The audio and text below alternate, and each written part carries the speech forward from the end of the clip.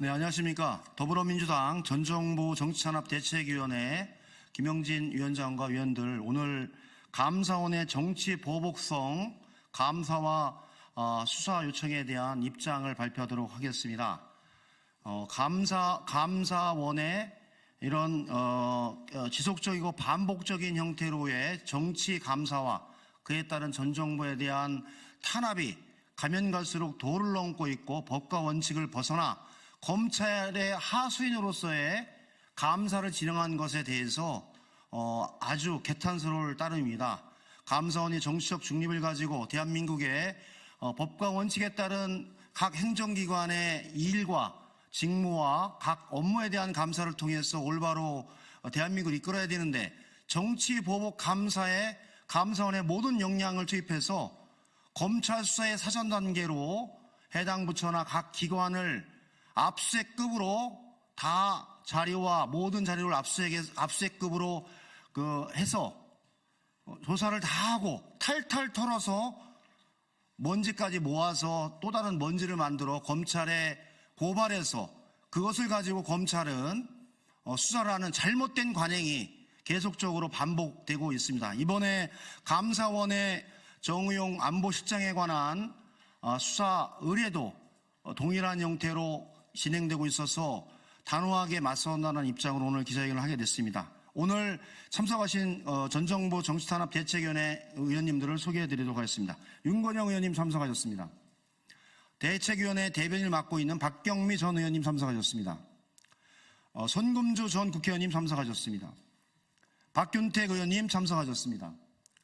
황희 의원님 참석하셨습니다.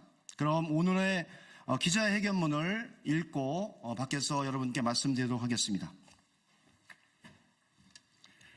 또다시 시작된 감사원의 정치보복 돌격대 노릇은 당장 그만두시기 바랍니다. 또다시 감사원이 등장했습니다. 전임 정부를 향해 칼을 휘두릅니다. 윤석열 정부의 지난 2년 반 동안 무수히 많이 봤던 장면입니다. 감사원이 사드 배치 과정을 감사하고는 정의원 전 안보실장, 정경두 전 국방장관, 이기현 더불어민주당 국회의원, 서주석 전 안보실 1차장을 수사 의뢰했다고 합니다. 문재인 정부 시절 사드 배치가 의도적으로 지연되었다는 이유로 직권남용, 군사기밀보호법 위반 등의 혐의가 있다는 것이 감사원의 주장입니다. 감사원의 이 같은 행태는 윤석열 정부의 헤아릴 수 없이 많은, 끝없이 반복된 근거 없는 전임 정부에 대한 정치보복일 뿐입니다. 윤석열 정부가 위기에 몰리면 매번 등장하는 것이 검찰, 국정원, 감사원 등이었지만 이번에는 심지어 억지 중에서도 역대급 억지입니다. 첫째, 사실관계 자체가 틀렸습니다. 문재인 정부는 단언컨대 결단코 사드 배치를 의도적으로 지연한 적이 없습니다. 사드 배치는 박근혜 정부가 결정한 사안이지만 문재인 정부는 그로 인한 사회적 갈등까지 온전히 껴안아 필요한 절차들을 진행했습니다. 그리고 그 결과 사드는 문재인 정부에서 정상적으로 운영되었습니다. 법이 정한 절차를 지키려 했던 과정들이 의도적 지연이라면 문재인 정부가 불법을 저지르지 않아 죄라는 것입니까? 둘째, 정치보복 돌격대 감사원의 반복된 장난질입니다. 감사원은 검찰 정권 아래서 자기 존재감을 조금이라도 인정받고 싶어서인지 현 정부 출범 후 모든 영역에서 전 정부 탄압에 앞장서 왔습니다. 정권 출발 직후부터 시작된 서해 공무원 피격 사건 관련 감사를 출발로 동해 흉악법 추방 사건, 월정 원전, 통계 등 감사원은 전임 정부의 5년을 탈탈 털어왔습니다. 검찰청 산하기관이라도 된 듯 검찰에 수사 자료를 갖다 바치는 것이 존재 이유인 듯 행동해왔습니다.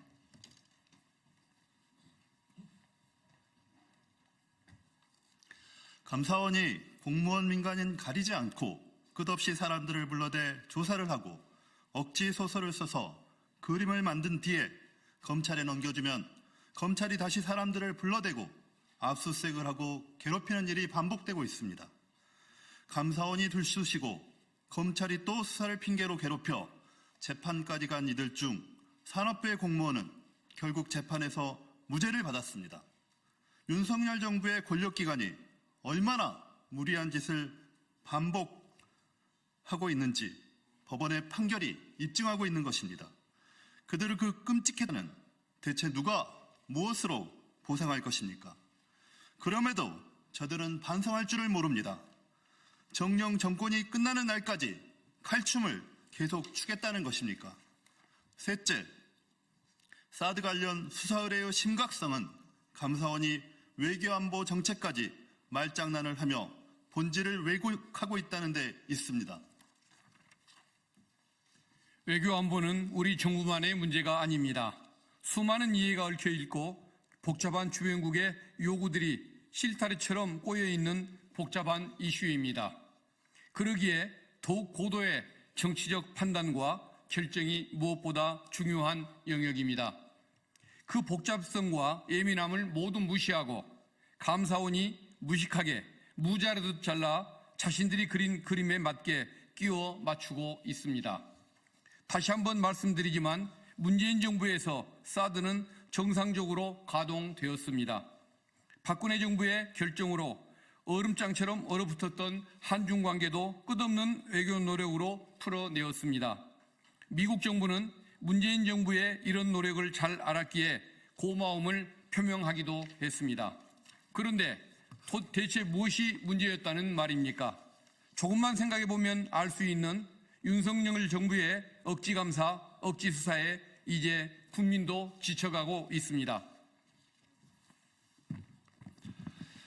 전임 정부를 백날 첫날 괴롭힌다고 현 정부의 실정이 사라지는 것이 아닙니다. 부디 윤석열 정부가 이제는 제발 전임 정부에서 벗어나 자신의 시간을 보내길 바랍니다. 야당과 전 정부에 대한 정치보복으로 돌파할 수 있는 위기였다면 애초에 여기까지 오지도 않았을 것입니다. 입이 아프도록 말했지만 다시 한번 경고합니다. 감사원은 더 늦기 전에 정권의 돌격대 노름을 그만두시기 바랍니다. 모든 국민이 지켜보고 있습니다. 2024년 11월 19일 더불어민주당 전 정권 탄압 대책위원회 일동, 마지막으로 하나 말씀드리겠습니다. 윤석열 정부는 국정 운영의 목표가 첫 번째는 이재명 민주당 대표에 대한 탄압, 두 번째는 문재인 전 대통령과 전 정부에 대한 탄압, 첫 번째, 두 번째 뿐이 윤석열 정부의 국정 운영의 목표가 보이지 않습니다. 그 속에서 경제와 민생, 외교와 안보, 복지와 미래가 파탄난 사실을 인지하고 원칙으로 돌아갈 것을 마지막으로 촉구합니다. 또한 감사원은 검찰의 하수인으로 검찰의 수사를 합리화하기 위한 증거를 모으는, 아니면 조작된 증거를 모아 수사에 단초라도 되는 것인 양 칼춤추는 그런 감사원의 모습을 중단하기 바랍니다. 국민들이 지켜보고 있고 역사가 당신들의 행위에 대해서 단호하게 심판할 것입니다. 대책위원회는 이 문제에 관해서 앞으로도 모든 문제에 관해서 단호하게 대처할 것을 마지막으로 천명합니다. 고맙습니다.